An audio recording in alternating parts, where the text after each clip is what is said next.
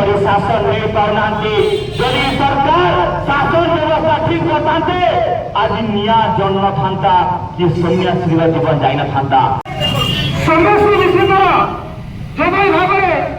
मृत्यु है जो मैंने भी जड़े जड़े दायी अच्छा आज पर्यंत तुलंकला बुलूं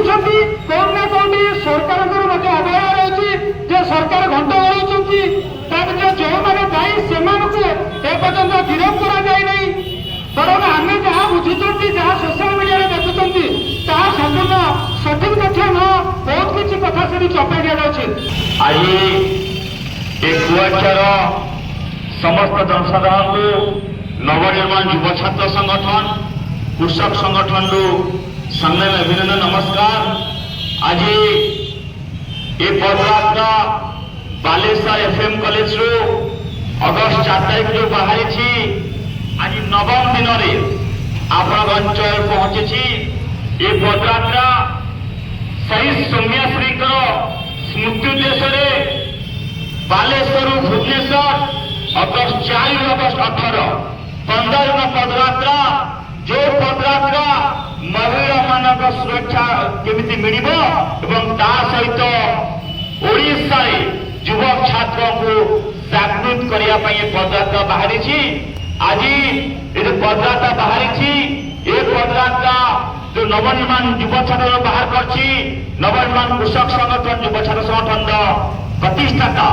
श्रीयुक्त अक्षय महोदय अच्छी कौन बोले कथा के शुणे ना उच्च शिक्षा मंत्री एवं मुख्यमंत्री केंद्र मंत्री धर्मेंद्र प्रधान मोहन माझी एवं सुरज सेठी समस्त को ट्वीट माध्यम जला कथा के शुणे ना शेष जीवन चली सौम्याश्री मरी ना सौम्याश्री को सरकार मानी अभियान चली सौम्याश्री निया लिबी ना बरंगार निया जड़ीगला बरंगार निया लिबी ना केन्द्रापड़ा निया जड़ी केन्द्रापड़ा निया लिबी ना आज पश्चिम ओडिशार बरगढ़ निया जाऊँगी जो निया जड़ुची ए निया जड़ीवा पछरे सरकार हाथ अच्छी कारण सरकार से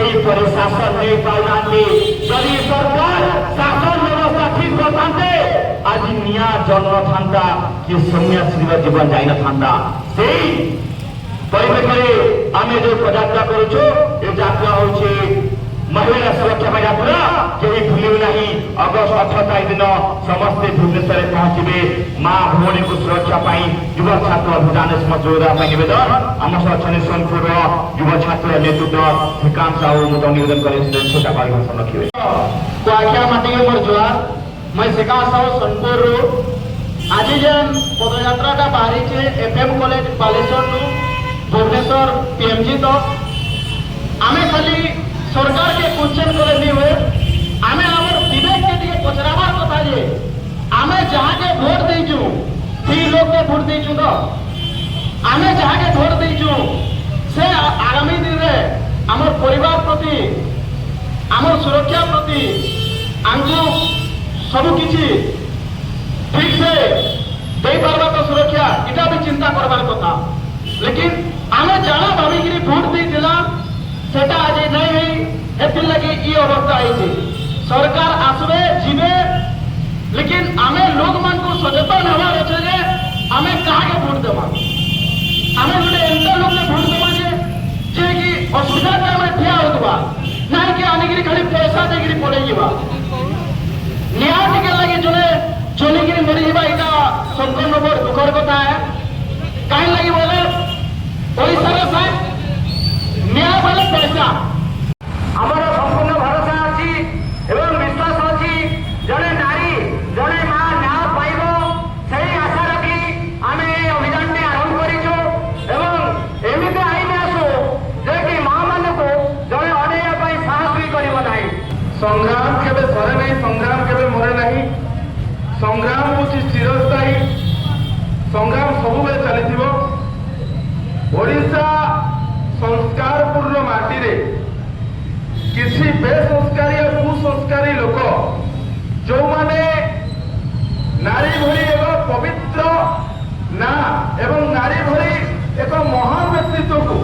जे हमर माँ जे सबुठारु दुनिया सबुठारु बड़ से भरिया ମାକୁ ସେ ବାରମ୍ବାର ଅତ୍ୟାଚାର କରୁଛି, ବାରମ୍ବାର ଓଡ଼ିଶା ମାଟିରେ ମୋ ମା ଅତ୍ୟାଚାରିତ ହଉଛି, ବାରମ୍ବାର ଓଡ଼ିଶା ମୋ ମାଟିରେ ମୋ ମାଟା ନ୍ୟାୟ ପାଇପାରୁନାହିଁ। ଆପଣ ଦେଖିବେ ଏଇଠି ଅଲି ଭାଇ କହୁଥିଲେ କି ବାଲେଶ୍ୱର ଏଫଏମ୍ କଲେଜ ଘଟଣା ହଉ କି ବରୁଣା ପୀଡ଼ିତା କଥା ହଉ, କେନ୍ଦ୍ରାପଡ଼ା ହଉ, ବରଗଡ଼ କଥା ହଉ, ବିଭିନ୍ନ ଜାଗାରେ ଖାଲି ନାରୀ ଉପରେ ଅତ୍ୟାଚାର ବଢି ଚାଲିଛି। ଏ ଅତ୍ୟାଚାର ଲୋପ କେମିତି ହବ, এই ବ୍ୟବସ୍ଥାକୁ ନେଇକି ନବନିର୍ମାଣ ଯୁବ ଛାତ୍ର ସଂଗଠନରେ ଯୋଉ ପଦଯାତ୍ରା ଚାଲିଛି, ଛାତ୍ର ଜାଗୃତି ପଦଯାତ୍ରା, କେମିତି ଗାଁ ଗାଁର ଛାତ୍ର ଯୁବକ ଏବଂ ମା ମାଉସୀ ଏକତ୍ରିତ ହେଇକି ଏ ପଦଯାତ୍ରା ସହିତ ଏକ ବିଶାଳ ସମାବେଶ କରିକି ସରକାରକୁ ଆମେ ସରକାରର ନିଦ ଭାଙ୍ଗିବା ଲାଗି ଚାହୁଁଛୁ। ସରକାରର ନିଦ କଣ ନା ସରକାର ଆଜ୍ଞା ସମ୍ପୂର୍ଣ୍ଣ ରୂପେ ଶୋଇପଡ଼ିଛି, ଏକ ପ୍ରକାର ପାରାଲିସିସ୍ ବ୍ୟବସ୍ଥାରେ ଅଛି। ବେକ ପାଖରୁ